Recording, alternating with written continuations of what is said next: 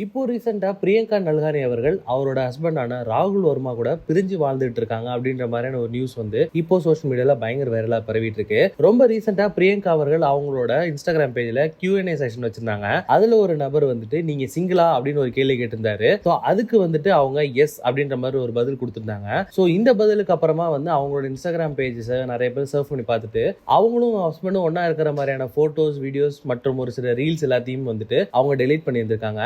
அது மட்டும் இல்லாம 2023 தான் பிரியங்கா நல்ஹாரி அவர்களுக்கு வந்துட்டு கல்யாணம் ஆச்சு அப்படின்றது குறிப்பிடத்தக்கது. சன் டிவில ஒளிபரப்பான ரோஜா அப்படின்ற சீரியல் மூலமா தமிழ் மக்களுக்கு வந்து பயங்கர பரிச்சயமான நபர் தான் வந்துட்டு பிரியங்கா நல்ஹாரி அவர்கள். ரோஜா சீரியலுக்கு அப்புறமா தமிழ்ல வந்து நிறைய வாய்ப்பு பிரியங்கா அவர்களுக்கு வந்துருந்துச்சு. ஆனா அதனை தொடர்ந்து ஜீ தமிழ்ல ராமன் தேடிய சீதை அப்படின்ற சீரியல் மூலமா அவங்க இன்னும் பிரபலம் ஆயிருந்தாங்க.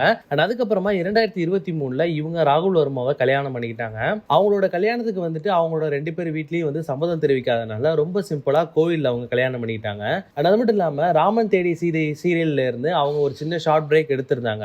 ராகுல் வர்மா அவர்கள் வந்து ஒரு பிசினஸ் மேன் அண்ட் அது மட்டும் இல்லாம அவர் வந்து சிங்கப்பூர்ல இருக்காரு. சோ இவங்க வந்து சென்னையில இருக்காங்க. சோ எப்பெல்லாம் பிரியங்கா அவர்களுக்கு ஒரு பிரேக் கிடைக்குதோ அப்பெல்லாம் அவங்க சிங்கப்பூர் கிளம்பி போயிடுவாங்க. அண்ட் அவங்க ஹஸ்பண்ட் கூட அவங்க நிறைய டைம் ஸ்பெண்ட் பண்ணிட்டு இருப்பாங்க. அண்ட் அவங்க சிங்கப்பூர் போகும்போதெல்லாம் அதை வந்து அவங்க இன்ஸ்டாகிராம் ஸ்டோரியில போஸ்ட் பண்ணிட்டு இருந்தாங்க. இதை பார்த்த மக்கள் எல்லாமே வந்து ரொம்ப சந்தோஷமா இருந்துட்டு இருந்தாங்க.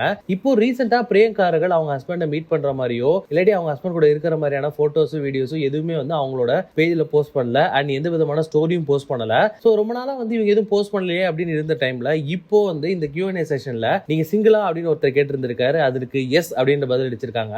சோ இதன் மூலமா வந்து பிரியங்கா அவர்கள் அவங்க ஹஸ்பண்டை பிரிஞ்சு வாழ்ந்துட்டு இருக்காங்க இப்போ அப்படின்ற விஷயம் ரொம்ப தெளிவா தெரியுது. சோ நம்மளாம் பொறுத்திருந்து பார்ப்போம் இவங்களோட லைஃப்ல அடுத்த கட்ட அவங்க என்னென்ன பண்ண போறாங்க அப்படின்றத. உங்களுக்கு இந்த வீடியோ பிடிச்சிருந்தா லைக் பண்ணுங்க, ஷேர் பண்ணுங்க, கமெண்ட் பண்ணுங்க. மறக்காம வீட்டாக்கு யூடியூப் சேனல் சப்ஸ்கிரைப் பண்ணி அந்த பெல் ஐகானை தட்டி விட்டுருங்க.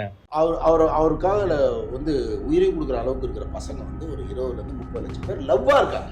ஃபர்ஸ்ட் எலெக்ஷன்லேயே ஒரு சாலிடான தான் யாருன்னு காட்டக்கூடியத அந்த 20-30 லட்சம் பேர்.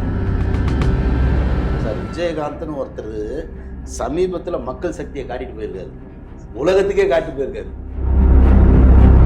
பெரிய மக்கள் சக்தி முன்னாடி வந்துச்சு. இப்போ மக்கள் சக்தி தான் இங்கே பெருசு. விடியல் ஆட்சின்னு சொல்லிட்டு வேற ஒன்று நடந்துகிட்டு இருக்கு. ஆனால் உண்மையிலே விஜய் வந்து விடியல் தருவார். இதை போடுங்க டைட்டில்.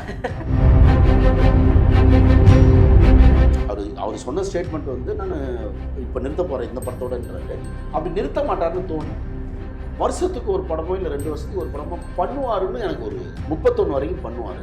31க்கு அப்புறம் மேபி அவரே விஜயகாந்த் சார் பையனை உருவாக்கி விட்டு போவார். அந்த படமே ஓட வச்சது பசங்க ரொம்ப தான் ஓட வச்சாங்க. சுமாரான படம். விஜயை காப்பாற்றணும், அதை விட்டுறக்கூடாதுன்னு அது மல்லு கட்டி பார்த்தாங்க. அது மாதிரி கோட்டோட ஆடியோ ஃபங்க்ஷன் வந்து பெரிய லெவலில் இருக்கும். அது ஒரு அரசியல் மாநாடு மாதிரியே இருக்க வாய்ப்பு.